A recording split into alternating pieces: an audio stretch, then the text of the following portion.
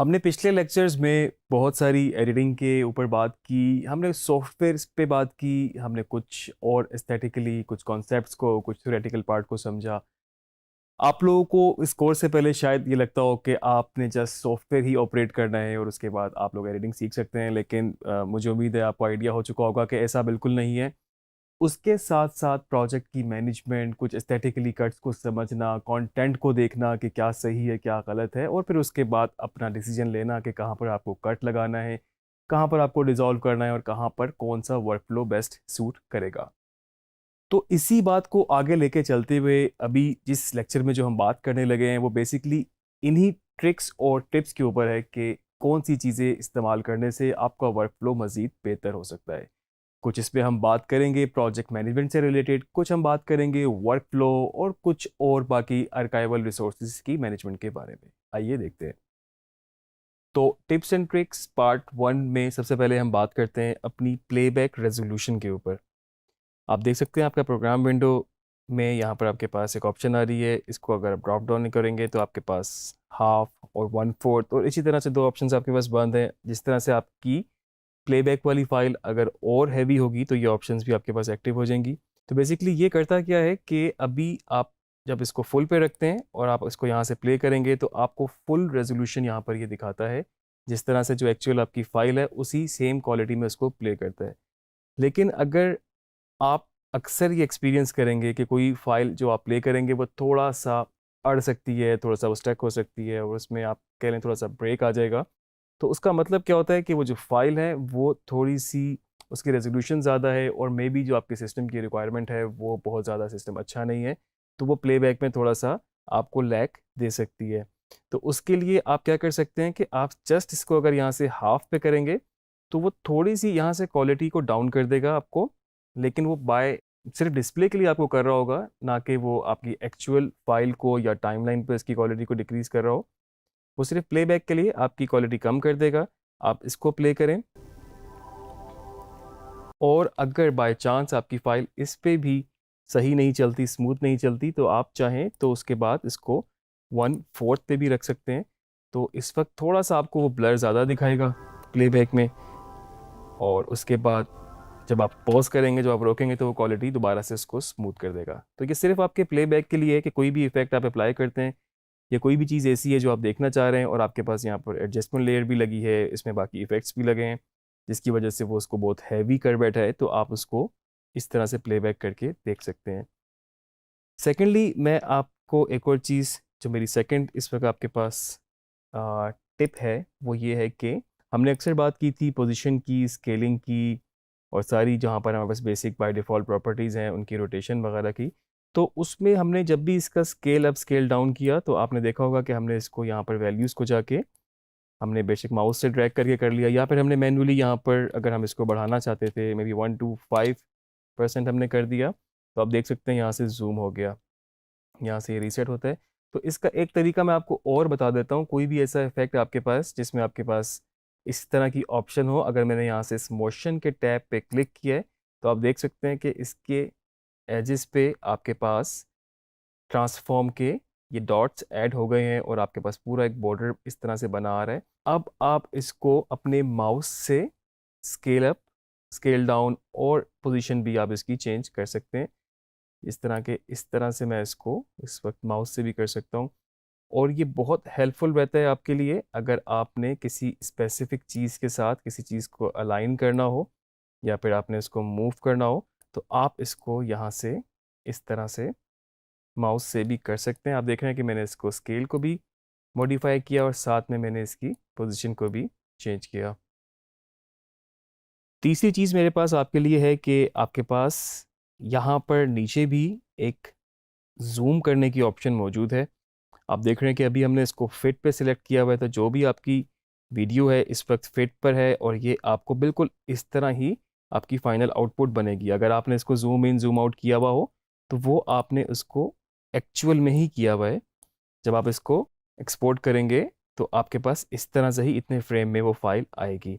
अगर मैं इसके ऊपर मज़ीद कुछ काम करना चाहता हूँ या फिर आप समझ लें कि कोई चीज़ इसमें ऐड करनी है, कुछ इसमें हमने मास्क करना है, कोई भी चीज़ इस तरह की करनी है और इस छोटी विंडो में मेरे लिए काम करना मुश्किल होगा। पहली चीज़ तो मेरे पास थी कि मैं इसको फुल स्क्रीन कर लूँ, और अगर मुझे अभी भी बहुत ज़्यादा डिटेल में काम करना है तो मैं इसको यहाँ से जाके जूम कर सकता हूँ।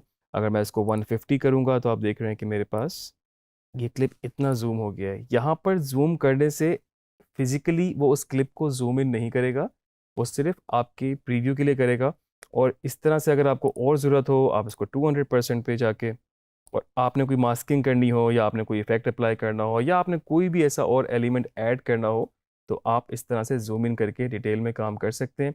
अक्सर आपको फ्रेम बाय फ्रेम भी काम करने में इसको जूम करने की ज़रूरत पड़ती है, क्योंकि आपकी एक्चुअल विंडो छोटी भी होती है, और बाज़ दफ़ा आपको डिटेल में काम करने के लिए ज़रूरत होती है कि आप इसको जूम इन कर सकें। तो यहाँ से आप इसको काफ़ी हद तक जूम इन कर सकते हैं। आप देख सकते हैं ये साइज़ है, और दोबारा आपको नहीं पता कितने परसेंटेज पे वो फिट होगा, तो इसमें फिट के लिए आपके पास ये बटन मौजूद है, और आप इसको प्रेस करेंगे तो ये आपकी वीडियो उसके अंदर आपको डिस्प्ले में फिट होके दिखाएगी। इसके बाद मैं कुछ आपको शॉर्टकट्स और कुछ शॉर्ट कीज़ के हवाले से बता दूं। बाय डिफ़ॉल्ट कीज़ याद रखना बहुत ज़रूरी है। इनिशियली सीखते हुए आपको पता होना चाहिए, क्योंकि अगर आप कहीं पे जॉब कर रहे हैं, किसी और सिस्टम पे काम कर रहे हैं, तो मे बी आपको वो कीज़ वही पता हो जो आप बाय डिफ़ॉल्ट सॉफ्टवेयर की होती हैं। जिस तरह की बेसिक की थी, सिलेक्शन टूल के लिए वी थी, और डिलीट के लिए कंट्रोल के, और इस तरह की बाकी चीज़ें वगैरह। मैंने अपनी कीज़ कुछ मॉडिफ़ाई की हुई हैं, मैंने आपको शायद पहले भी बताया था।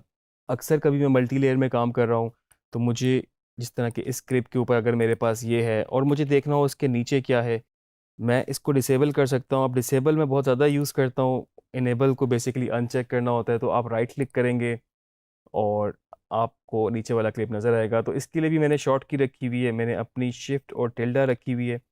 कुछ लोगों ने ज़ीरो रखा होता है, कुछ लोगों ने किसी और अपने हिसाब से रखा होता है। फिर सेकेंडली ये था कि हमने जिस तरह से जो अप्रोचेस देखी, जिस तरह के हमारी फ़िक्शन के प्रोजेक्ट थे, कोई फ़िल्म वगैरह के हवाले से, तो उसमें तो हम सीन बाय सीन एडिट करते हैं। मिसाल के तौर पे अगर आपके पास यहाँ पर इस तरह का डाटा मौजूद हो, और जो आपके पास लेट्स सी घंटे का डाटा है, और आपने उसमें से शॉर्ट्स सेलेक्ट करने हैं। जिस तरह से अभी मेरे पास टाइमलाइन पे कुछ डाटा मौजूद है, और आप देख सकते हैं कि इनमें से मैंने शॉर्ट्स की सिलेक्शन करनी है। तो मैं यहाँ से फ़ौरन क्विकली जाके इस वक़्त इस शॉट में, अब मैंने अपनी शॉट की बनाई हुई है सी, और जहाँ तक मुझे शॉट चाहिए अगेन सी, और इतना पोर्शन मुझे नहीं चाहिए, मुझे रिपल डिलीट करना है। शिफ्ट डी होती है बाय डिफ़ॉल्ट, और इसकी की मैंने रखी हुई है डी। तो आप देख सकते हैं कि मैंने फ़ौरन से इसको सी किया और डी किया। मैं इसको बहुत स्पीड से इस वक्त सिलेक्शन कर सकता हूँ। मुझे बीच में से पोर्शन चाहिए, ये नहीं चाहिए, ये नहीं चाहिए, तो सिर्फ मुझे अपने हाथ को भी मूव नहीं करना पड़ा, और मैंने सी और डी से इसको डिलीट कर दिया। क्लिप को रीनेम करना हो उसके लिए भी आपके पास की मौजूद है। बाज़ दफ़ा अक्सर हम मार्कर के लिए यहाँ पर ट्रांसपेरेंट लेयर यूज़ करते हैं, तो उसके लिए भी आप कीज़ को मॉडिफाई कर सकते हैं, और आप और शॉर्टकट से भी जा सकते हैं। मिसाल के तौर पे आपको प्रोजेक्ट विंडो में या फिर डिफरेंट विंडोज़ में मूव करना हो, आपको करना पड़ सकता है बार बार। अब आप माउस से बार बार जाएंगे, फिर आप सिलेक्ट करेंगे। उसके लिए भी आप चाहें तो शिफ्ट 1 से प्रोजेक्ट विंडो, शिफ्ट 2 से सोर्स विंडो, शिफ्ट 3 से आपके पास टाइमलाइन आ जाएगी, शिफ्ट 4 से आप अपने प्रोग्राम विंडो में चले जाएंगे।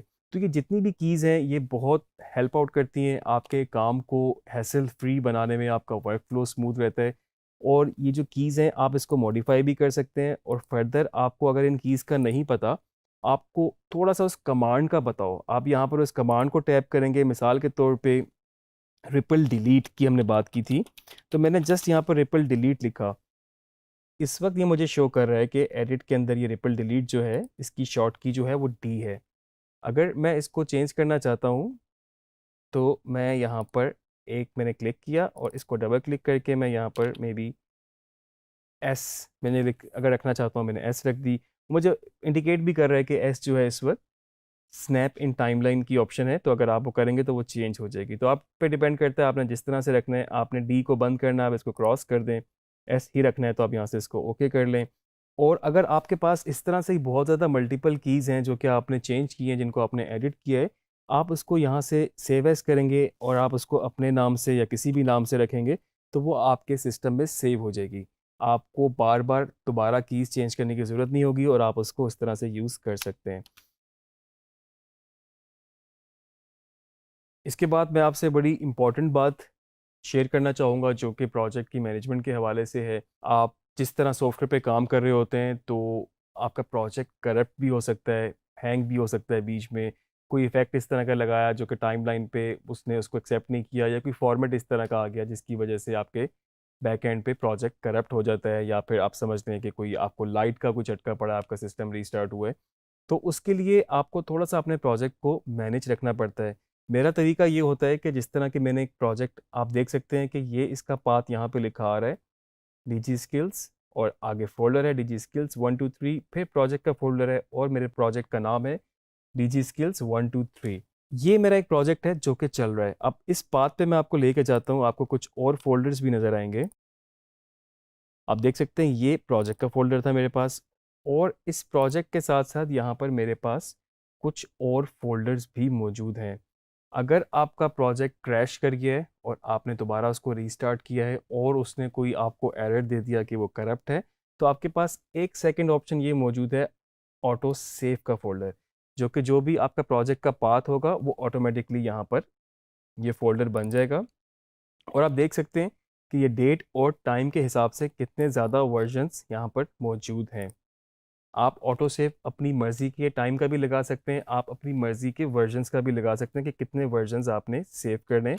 उसके लिए मैं आपको बता देता हूँ कि अगर आप एडिट में जाएँगे, यहाँ पर आपके पास प्रेफ़रेंसेस हैं, और ये प्रेफ़रेंसेस जो हैं बेसिकली ये सारे सॉफ्टवेयर की डिफ़रेंट सेटिंग्स के ऊपर काम करती हैं। आप किसी भी टैब पे जाएँ और उसको आप थोड़ा-सा मॉडिफ़ाई कर सकते हैं, या फिर आप उसको सेटिंग्स को चेक कर सकते हैं। ऑटो सेव में अगर हम जाते हैं यहाँ पर इस वक़्त, तो आप देख रहे हैं कि इस वक़्त यहाँ पर चेक हुआ हुआ है automatically save projects every 15 minute. तो हर 15 मिनट के बाद प्रोजेक्ट ऑटो सेव वहाँ पे कर देता है, और ये मैक्सिमम प्रोजेक्ट वर्जन्स हैं जो कि इस वक़्त 20 हैं, मतलब टोटल 20 प्रोजेक्ट्स ये बन जाएँगे। तो आप इसको मैक्सिमम प्रोजेक्ट वर्जन्स को भी चेंज कर सकते हैं। इस वक़्त ये 20 है, अगर आप चाहें तो इसको बढ़ा सकते हैं। लेकिन इसमें एक चीज़ मैं आपको एक टिप और ऐड कर दूँ कि जिस तरह एवरी 15 मिनट पे इसको सेव करता है, मेरा तरीका क्या होता है कि मैं अपना ही एक बैकअप सेव कर लेता हूँ। अगर मैं यहाँ पर फाइल मेन्यू में जाऊँगा और सेव एज़ में, तो वो प्रोजेक्ट आपका सेव कर देगा एक और प्रोजेक्ट के अंदर, सेम फाइल आप उसको रीनेम कर सकते हैं, आगे 2 वर्ज़न सेव हो जाएँगे।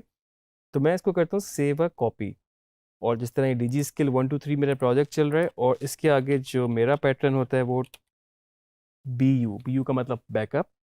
और जितना भी मैं काम करता रहता हूँ, आप देख सकते हैं इस पे प्रोजेक्ट उसने चेंज नहीं किया, क्योंकि मैंने उसको सेव एज़ अ कॉपी किया था, सिर्फ सिंपल सेव एज़ नहीं रखा। अगर आप सिंपल सेव एज़ करते तो आपका यही प्रोजेक्ट इस वक़्त डैश डैश डैश बीयू की तरफ चला जाता, उस नाम से सेव हो जाता। तो अगर अब मैंने कोई काम ऐसा किया, मैंने कोई चेंजेस की, और उसके बाद मुझे उसको, मैंने कंट्रोल एस तो मैंने हर मेजर स्टेप के बाद प्रेस करना है। उसकी वजह ये है कि जो भी काम किया होगा वो सेव हो जाएगा।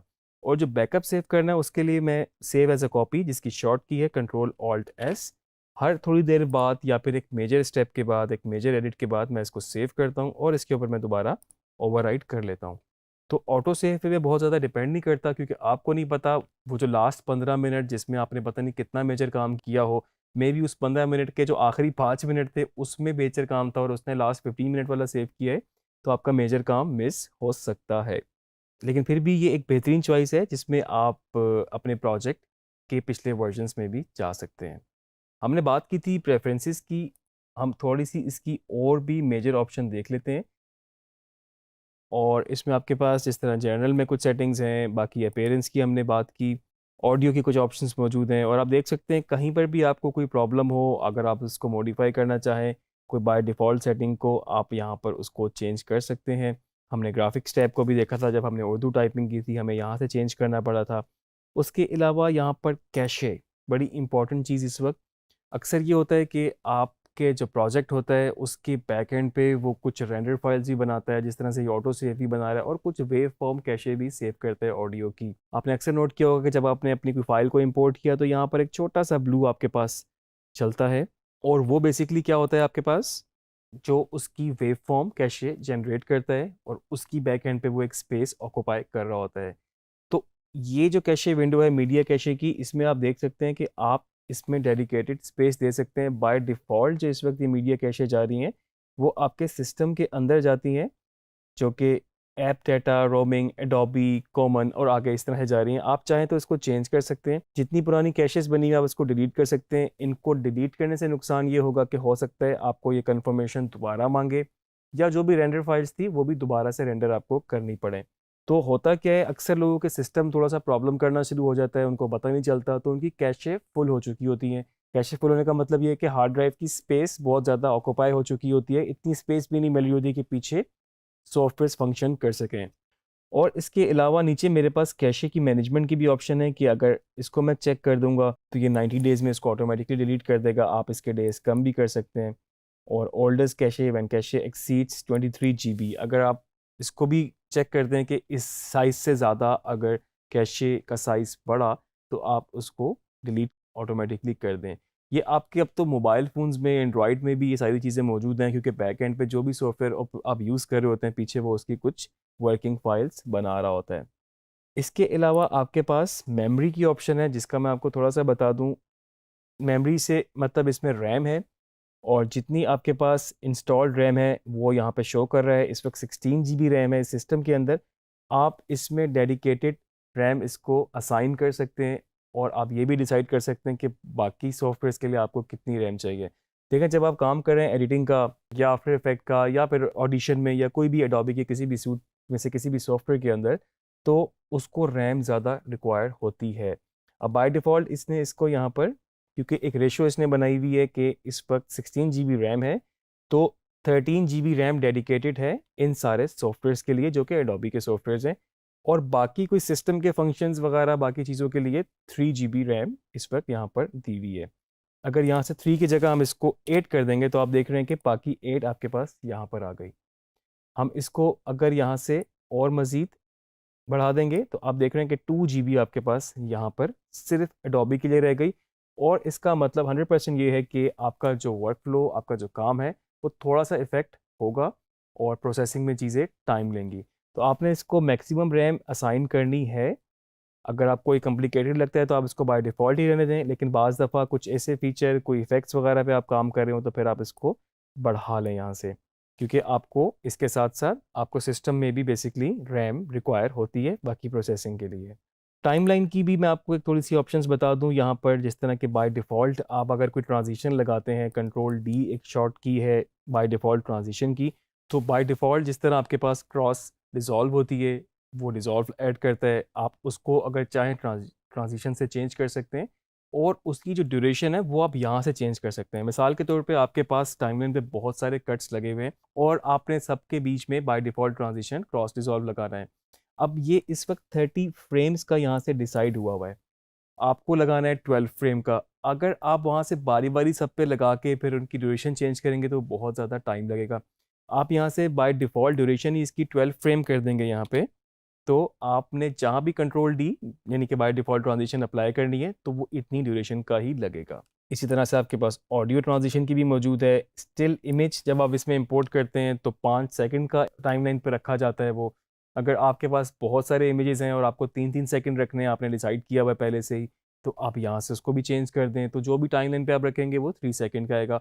ऑल्दो के स्टिल इमेज जब आप टाइमलाइन पे उतारते हैं, अगर बाय डिफ़ॉल्ट वो 5 सेकंड का है, आप उसको इन पॉइंट से आउट पॉइंट से दोनों जगह से एक्सपेंड कर सकते हैं, बढ़ा सकते हैं, लेकिन उसमें आपको ऑब्वियसली फिर टाइम लगेगा। आपको हर एक को पकड़ के मैनुअली बढ़ाना पड़ेगा। अगर आप चाहते हैं कि उसको स्पेसिफिक ड्यूरेशन यहीं से असाइन कर दें, आप ये भी कर सकते हैं।